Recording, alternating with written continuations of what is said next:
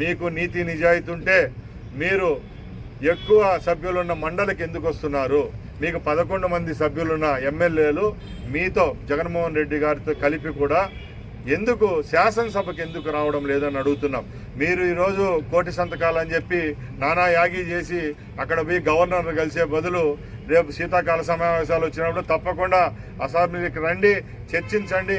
ఏదైనా మనకు ప్రజలు ఓట్లేసి 5 సంవత్సరాలు గెలిపించినప్పుడు మాట్లాడే హక్కు మనకు ఉంటుంది కాబట్టి ఏదైనా అసెంబ్లీ సాక్షిగా తెలుసుకోవాలి తప్పక ఏదో మీ కింద ఉండే క్యాడర్ను ఉత్తేజపరిచేదానికో లేకపోతే మీ ఉనికి కాపాడుకునేదానికో ఇలాగా మందు బాటళ్ళు బిర్యానీలు ఇచ్చి కలెక్టర్ లైట్లను ముట్టడించడం భావ్యం కాదు.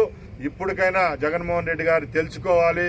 ఈరోజు ప్రజలు ఎంతో చిత్తశుద్ధితో ఉన్నారు. ఎందుకంటే రేపు రాబోయే లోకల్ బాడీ ఎలక్షన్లు వస్తున్నాయి. జనవరి, ఫిబ్రవరి, మార్చిలో ఏదైతే ఈరోజు ఎలక్షన్లు పెట్టుకుంటాం దాంట్లో కూడా మీకు పరాభవం తప్పదు.